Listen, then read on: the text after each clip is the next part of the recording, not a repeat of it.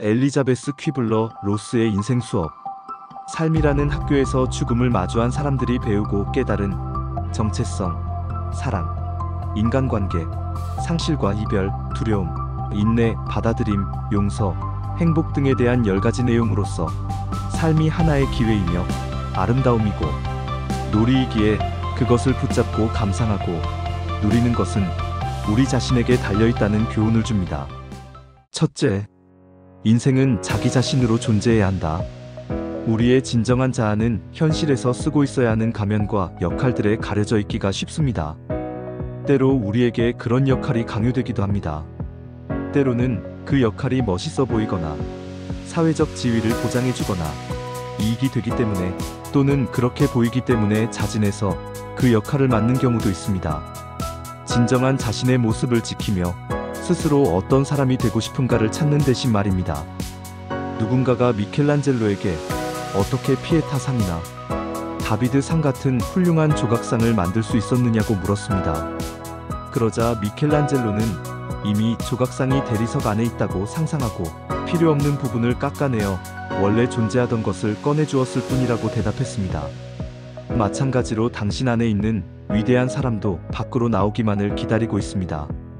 위대한 사람은 특별한 무언가를 가진 사람이 아니라 단지 뛰어난 자신을 드러내는데 장애물이 되는 것을 제거해버렸을 뿐입니다. 우리는 하고 싶은 일보다는 해야만 하는 일에 자신이 얼마나 붙잡혀 사는지 알면 놀랄 것입니다.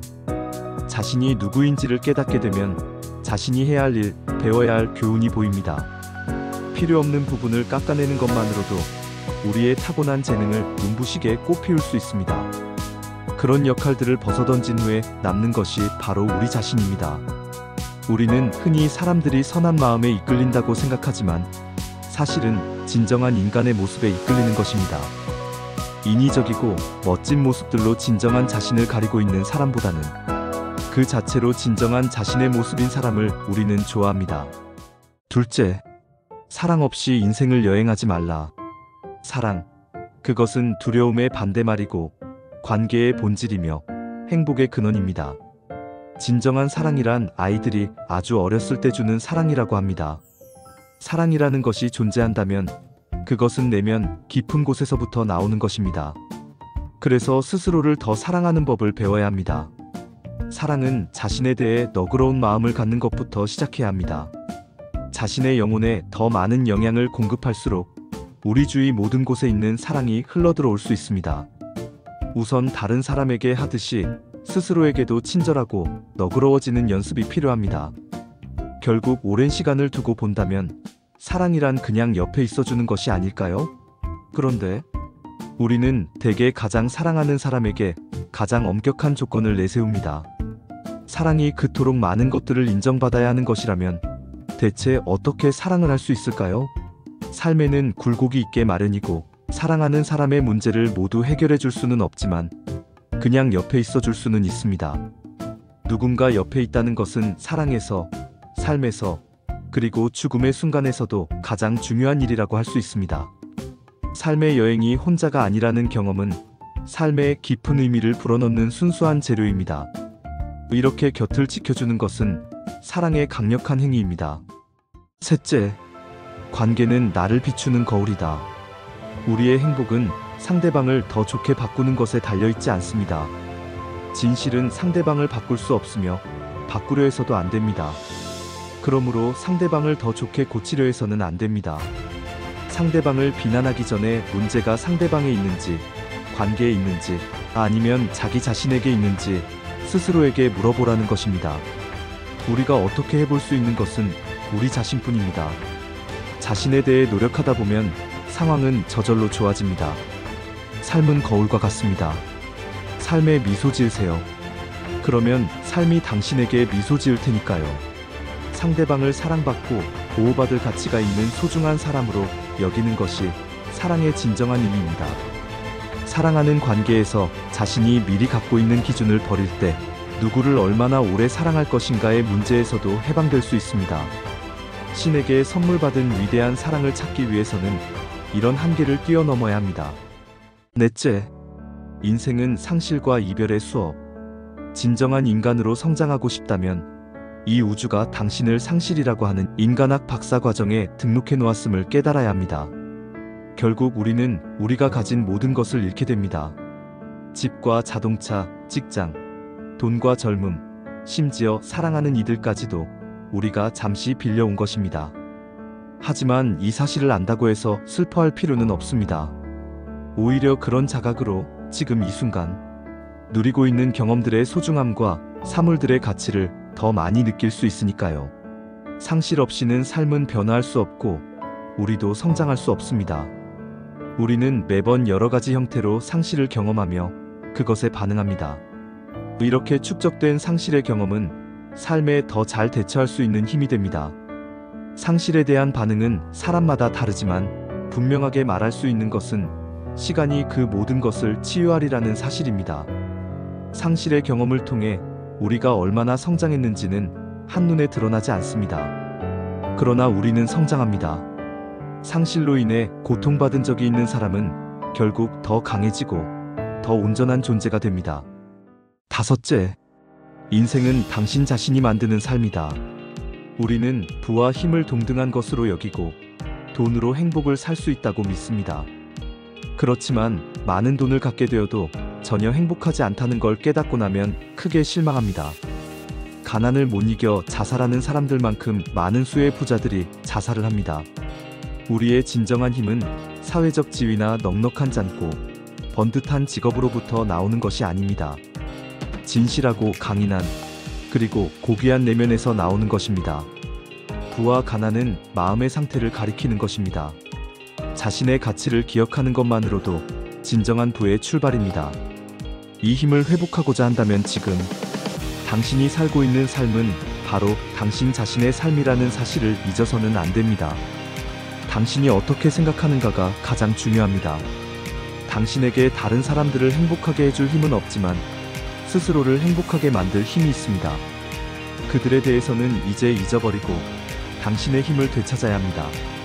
자기 자신에 대한 스스로의 의견을 만들어야 합니다. 우리는 자신의 길에 집중해야 합니다. 우리가 마음만 먹으면 나쁜 날은 좋은 날이 될 수 있고 불행한 관계는 회복될 수 있으며 여러 잘못들을 바로잡을 수 있습니다. 모든 일이 잘 되어가고 모든 사람이 정해진 길을 걸어가고 있다는 걸 깨달을 때 진정한 힘이 생겨난다는 것을 기억해야만 합니다. 다른 사람들과 스스로를 용서할 때 자기 비난은 더 이상 따라다니지 않습니다. 우리는 자기 비난이 아니라 용서받을 자격이 있습니다. 이 배움을 얻을 때 진정으로 자유로워집니다. 여섯째, 자신을 사랑하고 크게 한 걸음 내딛는 게 인생. 가슴 뛰는 삶을 위한 가장 큰 도전은 두려움을 이겨내는 일입니다. 우리가 가진 두려움은 삶을 가로막습니다. 두려움은 사랑, 진실된 감정, 자기 존재의 확인에 이르기까지 모든 것을 가로막는 그림자입니다. 사실 우리가 두려워하는 것과 우리에게 일어나는 일은 큰 관계가 없습니다. 그럼에도 우리는 확률이 우리에게 불리하게 작용하는 것처럼 나쁜 일을 더 많이 예상합니다. 우리는 삶에서 많은 것들을 두려워합니다. 대중 앞에서 연설하는 것이나 데이트 신청, 때로는 자신의 외로움을 인정하는 것조차 두려워합니다. 많은 경우 거부당해서 밑바닥의 감정을 겪는 것보다 아예 시도하지 않는 편이 더 쉽습니다. 사실 두려움은 매우 다루기 힘든 감정입니다. 어떤 상황에서 불편함을 느낀다면 그 밑바닥에는 난 잘할 수 없어 하는 두려움이 깔려 있습니다. 모든 두려움이 사라진다면 삶이 얼마나 달라질까요? 당신의 삶은 틀림없이 지금과 많이 달라질 것입니다. 꿈꾸는 일들을 아직 행동에 옮길 수 있을 때 두려움을 이겨내야 합니다. 우리의 마음속 깊은 곳에 있는 감정은 오직 두 가지뿐인데 사랑과 두려움이 그것입니다. 모든 긍정적인 감정은 사랑으로부터 나오며 모든 부정적인 감정은 두려움에서 나옵니다. 사랑으로부터는 행복, 만족, 평화, 기쁨이, 두려움으로부터는 분노, 미움, 걱정 그리고 죄의식이 나옵니다. 둘 중 어느 쪽 편에 설 것인지 결정해야만 합니다. 영혼을 성장시키고 풍요롭게 하기 위해서는 끊임없이 사랑을 선택해야 합니다. 사랑 안에서 사는 것, 그것이 인간의 목표입니다. 자신을 사랑으로 채울 때 두려움을 걷어낼 수 있습니다. 이 상태에서 크게 한 걸음 내딛는 순간 새로운 삶을 발견할 수 있습니다. 헬렌 켈러는 삶에 대해 다음과 같이 말했습니다. 삶은 하나의 모험이거나 그렇지 않으면 아무것도 아니다. 진정한 자유는 가장 두려운 일들을 대담하게 행할 때 성취할 수 있는 것입니다. 일곱째, 삶을 심각하게 받아들이지 않으면 인생은 놀이터. 죽음을 앞둔 사람들은 삶을 그렇게 심각하게 살지 말았어야 했는데 라고 가장 후회한다고 합니다. 화는 인간이 가진 자연스러운 감정이며 일반적인 상태에서는 밖으로 표현되면 몇 분, 몇 초도 지속되지 않습니다. 자연스럽게 화를 내고 그것을 표현하면서 1분가량 지속하는 것은 나쁜 일이 아닙니다. 위험한 일을 당했을 때 화를 내는 것은 건강한 반응입니다. 그러나 전혀 화를 내지 않는 것으로 끝맺거나 화를 폭발시키는 식으로 어떤 상황에 대해 필요 이상으로 지나치게 화를 내는 게 문제입니다. 억압된 화는 단순히 사라지는 것이 아니라 해결되지 않은 채로 마음속에 남아있기 때문에 이 작은 화들을 그때그때 풀어주지 않으면 그것은 점점 커지다가 대개 엉뚱한 곳에서 폭발해버리기 마련입니다. 우리의 다른 감정들처럼 화내는 건 역시 의사소통의 한 형태이며 상대방에게 어떤 메시지를 전달하는 역할을 합니다. 불행히도 많은 사람들이 그 메시지에 진지하게 귀를 기울이지 않습니다. 화를 낸다는 것은 상처를 치유하지 못하고 있음을 의미합니다. 우리의 사회가 화내는 일을 나쁘고 잘못된 것으로 여기기 때문에 우리는 그것을 건강하게 표현하는 방법을 알지 못합니다. 사람들은 평정을 유지하면서 난 이것에 대해 화가 나요 하고 말할 줄 모릅니다. 또한 앞으로 일어날 일에 대해서도 그렇게 하면 화를 낼 거예요 하고 말할 줄도 모릅니다. 그 대신 마치 자기는 절대로 화를 내지 않는 착한 사람인 척합니다. 그러다가 갑자기 화를 터뜨리며 지난 몇 달 동안 자기를 화나게 한 상대방의 행동을 20가지나 나열합니다. 죽음을 눈앞에 둔 사람들은 난 두려워요 또는 난 화가 나요 하고 쉽게 말할 수가 있습니다. 그들과 마찬가지로 우리도 더 솔직해지는 법과 화내는 법을 배워야 합니다. 화는 우리 삶에서 스쳐 지나가는 감정이어야지 존재 그 자체가 되어서는 안 됩니다. 인생 수업 졸업식에서 가장 많이 하는 후회는 인생을 그렇게 심각하게 살지 않았어야 하는 건데 라고 합니다. 우리는 삶을 누리고 놀이를 하기 위해 이곳에 왔습니다. 흔히들 놀이는 아이들만의 소일거리라고 잘못 생각하고 있지만 놀이는 마음을 젊게 하고 일에 활기를 불어넣어주며 인간관계를 잘 맺게 해줍니다. 또한 젊음을 되돌려줍니다. 삶을 너무 심각하게 받아들이면 놀이를 잊어버립니다. 성공이라는 사다리를 올라가면서 우리는 즐거움을 느끼는 법을 잊어버립니다. 우리는 즐거움을 얻기 위해 시간을 비워두는 법을 모릅니다. 우리는 즐거움에서 점점 멀어지고 있으며 그래서 조금만 즐거움을 맛봐도 죄책감을 느낍니다. 삶의 심각성으로 벗어날 수 있는 어느 것이나 놀이가 될 수 있습니다. 당신이 정말로 산책을 즐긴다면 그것은 놀이입니다.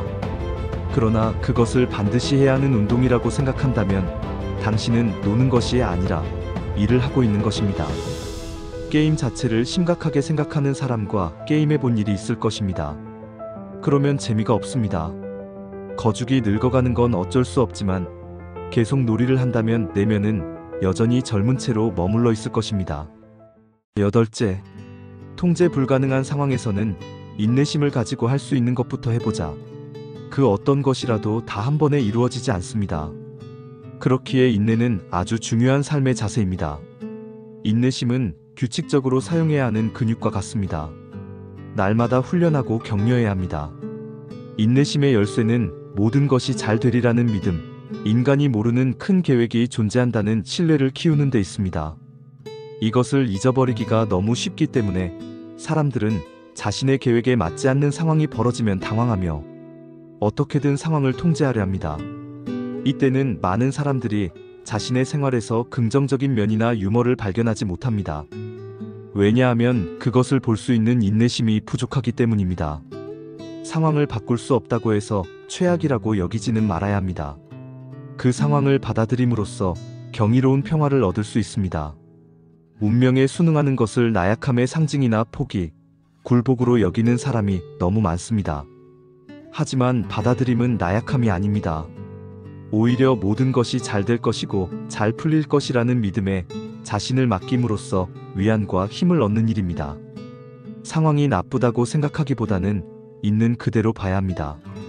일이 어떻게 되어야 한다는 마음속 청사진을 버리고 우주가 우리에게 가져다 주는 것을 받아들이고 우주의 질서를 알지 못한다는 것을 인정해야 합니다. 받아들이는 것과 포기하는 것에는 중요한 차이가 있습니다. 포기란 우리가 가진 생명력을 부인하는 것이고 받아들임은 있는 그대로를 인정하는 것입니다. 질병에 희생된다고 생각하는 것은 포기하는 것입니다. 하지만 어떤 상황에서든 우리에게 선택권이 있음을 아는 것은 순종입니다. 상황으로부터 등을 돌리는 것은 포기이며 그쪽으로 몸을 돌리는 것은 받아들임입니다. 자신의 힘으로 바꿀 수 없는 상황을 인정하려 들지 않으면 우리는 지치게 되고 그나마 남아있는 힘과 마음의 평화마저 잃게 됩니다. 있는 그대로의 삶을 받아들이는 것이 그 상황이 주는 배움을 얻는 가장 빠르고 강력한 방법이 될 수 있습니다. 일어나는 모든 일을 받아들이라는 뜻은 아닙니다. 당신이 보고 있는 텔레비전 프로그램이 마음에 들지 않는다면 순종하지 말고 채널을 돌리십시오. 하고 있는 일이 마음에 들지 않는다면 새로운 직장을 찾아야 하고 차의 소음이 너무 심하다고 생각하면 차를 고쳐야 합니다. 당신이 변화시킬 수 있는 상황 때문에 불행하다면 당신의 힘으로 바로잡아야 합니다. 무엇인가 바꿔야 하고 당신에게 그것을 바꿀 힘이 있다면 그렇게 해야 합니다. 하지만 바꿀 수 없는 상황을 인정하는 방법도 배워야 합니다. 그렇지 않으면 자신의 힘으로 통제 불가능한 상황과의 싸움으로 우리의 인생을 소모시켜버리기 때문입니다. 아홉째, 실수해도 타인과 비교하지 말고 용서하고 한 번 더 마음을 열어보자. 우리는 실수를 하고 우연히 서로에게 상처를 주고 때때로 길을 잃기도 하면서 이 생을 살아갑니다. 우리가 완벽하다면 여기에 있지 않을 것입니다. 그리고 우리 자신을 용서하는 법을 배울 수 있는 유일한 길은 실수를 하는 것입니다. 인간이기 때문에 그런 실수를 저지른 것입니다. 삶을 제대로 살기 위해서는 용서가 필요합니다. 용서는 일생에 한두 번 일어나는 일이 아니라 평생 계속되어야 하는 일입니다. 용서는 우리를 평화롭게 하고 사랑과 접촉하도록 도와줍니다. 우리가 해야 할 일은 다시 한번 마음을 여는 일입니다. 행복은 무슨 일이 일어나는가가 아니라 일어난 일을 어떻게 다루는가에 달려 있습니다. 행복은 일어난 일을 우리가 어떻게 해석하고 인식하고 그 전체를 어떤 마음 상태로 받아들이는가에 따라 결정됩니다. 그리고 일어난 일을 어떻게 인식하는가는 어느 쪽으로 마음을 기울이는가에 달려 있습니다. 비교는 불행으로 가는 지름길입니다. 우리 자신과 타인을 비교한다면 결코 행복해질 수 없습니다. 우리가 누구든 무엇을 소유하고 있든 무엇을 할 수 있든 우리는 항상 한두 가지 면에서 다른 사람보다 부족합니다. 다른 사람과 자신을 비교하는 것뿐만 아니라 자신을 과거나 미래와 비교하는 것도 마찬가지의 결과를 낳습니다. 오늘 자신의 모습을 타인과 비교하지 않고 과거의 모습과 비교하거나 미래를 두려워하지 않고 있는 그대로 아무 문제 없다고 여기는 데서 행복은 찾아옵니다. 10번째, 살고 사랑하고 웃으며 모든 날들을 최대한으로 살자. 사람들은 자신의 진정한 모습을 볼 수 있는 능력이 부족합니다. 대개 삶의 마지막 순간까지 우리의 훌륭함을 인식하지 못합니다. 우리는 우리의 훌륭함을 기억하고 우리의 소중함과 경이로움을 서로에게 일깨워주기 위해 이곳에 왔음을 기억해야 합니다. 사람들은 삶의 마지막 무렵에 엄청난 변화를 겪게 됩니다. 죽음을 앞둔 사람들이 가르쳐주는 가장 놀라운 배움 중 하나는 삶은 불치병, 진단받는 순간에 끝나지 않는다는 것입니다. 바로 그때 진정한 삶이 시작됩니다. 죽음의 실체를 인정하는 순간 삶이라는 실체도 인정해야 하기 때문입니다. 자신이 아직 살아있고 지금 자신의 삶을 살아야 하고 자신에게 있는 것은 지금의 2, 3분임을 깨닫습니다. 죽음을 앞둔 사람들이 우리에게 가르쳐주는 가장 중요한 교훈은 모든 날들을 최대한으로 살라는 것입니다. 마지막으로 바다를 본 것이 언제였습니까? 아침의 내음을 맡아본 것은 언제였습니까? 아기의 머리를 만져본 것은? 정말로 음식을 맛보고 즐긴 것은, 맨발로 풀밭을 걸어본 것은, 파란 하늘을 본 것은 또 언제였습니까? 이번 생과 같은 생을 또 얻지는 못합니다. 삶의 마지막 순간에 바다와 하늘과 별, 또는 사랑하는 사람들을 마지막으로 한 번만 더 볼 수 있게 해달라고 기도하지 마십시오. 지금 그들을 보러 가십시오. 삶은 어떤 것을 이루어 나가는 일입니다. 그리고 죽음은 그 이루어 나감의 완성입니다. 삶은 우리에게 사랑하고, 일하고, 놀이하고, 별들을 바라볼 기회를 주었습니다. 살고, 사랑하고, 웃으라 그리고 배우라. 이것이 우리가 존재하는 이유입니다. 살아가는 데는 두 가지 방법이 있습니다. 하나는 기적이 존재하지 않는다 생각하고 사는 것이고, 다른 하나는 모든 것이 기적이라고 생각하며 사는 것입니다. 우리의 삶이 기적이길 바라며 이 요약을 마칩니다.